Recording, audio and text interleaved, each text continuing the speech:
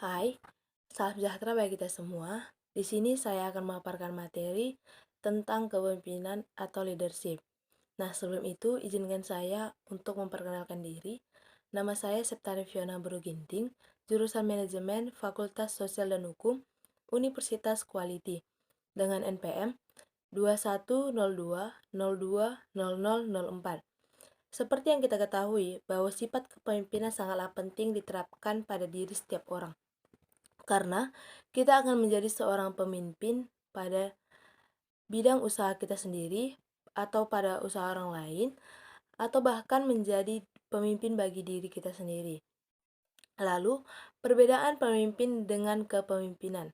Pemimpin merupakan orang yang mendorong atau menggerakkan agar mau bekerja sama untuk mencapai tujuan yang telah ditentukan. Sedangkan kepemimpinan adalah kemampuan untuk mempengaruhi dan menggerakkan orang lain guna mencapai tujuan yang telah ditentukan. Jadi, dapat kita simpulkan bersama bahwa kepemimpinan dan pemimpin itu berbeda.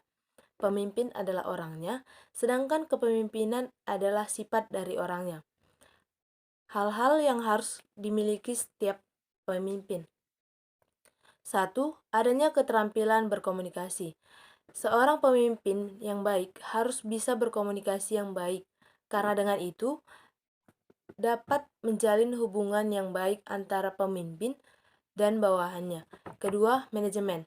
Seorang pemimpin harus mampu atau memiliki kemampuan manajemen yang baik, sehingga ia dapat merencanakan segala sesuatunya dengan matang dan rencananya berjalan dengan baik.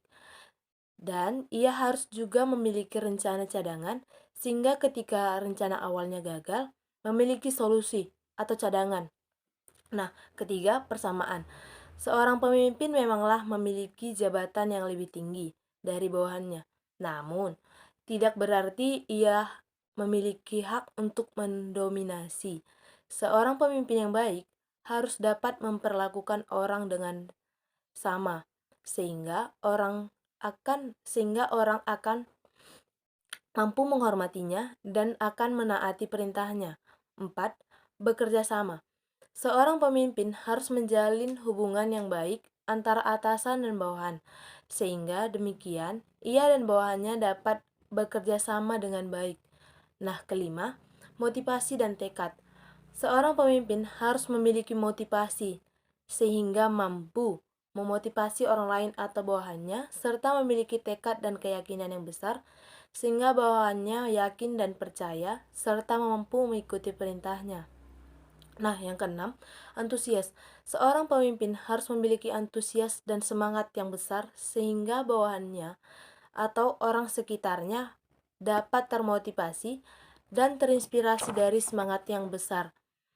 Nah, selanjutnya, model dan gaya kepemimpinan. 1. Otoriter. Gaya kepemimpinan yang otoritik artinya sangat memaksakan dan mendesak kekuasaannya kepada bawahannya. Nah, kedua, laissez-faire. Gaya kepemimpinan yang artinya pemimpin yang memberikan kebebasan kepada bawahannya. Nah, yang ketiga, demokratis. Gaya kepemimpinan yang dimana pemimpin yang bersikap tengah. Artinya, ia antara memaksa kehendak dan memberi kelonggaran kepada bawahannya. Nah, yang keempat, gaya kepemimpinan situasional. Artinya, gaya kepemimpinan yang dimana pemimpin yang bersikap lebih melihat pada situasinya. Kapan harus bersikap memaksa, kapan harus bersikap menderat, serta kapan atau pada situasi apa pemimpin harus memberikan kebebasan pada bawahannya. Jadi kesimpulannya, menurut Gillis tahun 1994, tidak ada gaya kepemimpinan yang jelek dan tidak ada kepemimpinan yang selalu tepat untuk semua situasi. Contoh kasus kepemimpinan. Hartono adalah manajer tingkat menengah di suatu departemen produksi perusahaan. Ia bekerja di sana kurang lebih 6 bulan. Ia bekerja di perusahaan tersebut setelah ia pensiun dari tentara. Akan tetapi, semangat kerja departemennya rendah. Karena itu, ada beberapa karyawan yang kurang puas dan agresif. Pada saat jam makan siang, ia bertanya kepada Pak Abdullah, apakah ia mengetahui kenapa semangat kerja di departemen produksi rendah. Pak Abdul menjawab, ia mendengar bahwa beberapa karyawan Hartono merasa tidak senang dengan pengambilan keputusan yang dibuat sendiri.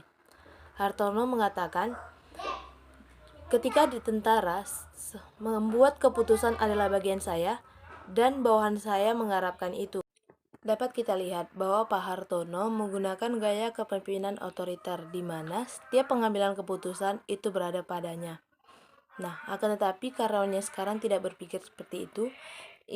Mereka ingin membangun perusahaan bersama-sama. Nah, apabila Pak Hartono tidak ingin mengubah gaya kepemimpinannya, maka ia akan mendapatkan konsekuensi, yaitu konsekuensinya menggulung tikar perusahaan. Nah, untuk tidak terjadi gulung tikar, saran saya, sebaiknya Pak Hartono dapat merubah gaya kepemimpinannya yang dari otoriter menjadi gaya kepemimpinan demokratis, yaitu gaya kepemimpinan yang memberikan wewenang secara luas kepada para karyawan. Setiap ada permasalahan, selalu mengikutsertakan bawahan sebagai suatu tim yang utuh. Dalam gaya kepemimpinan demokratis, pemimpin memberikan banyak informasi tentang tugas dan serta tanggung jawab para karyawan. Pada kepemimpinan demokratis, anggota memiliki peran yang lebih besar.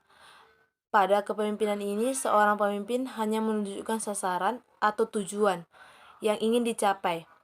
Tentang cara yang ingin dipakai itu tergantung oleh karyawannya.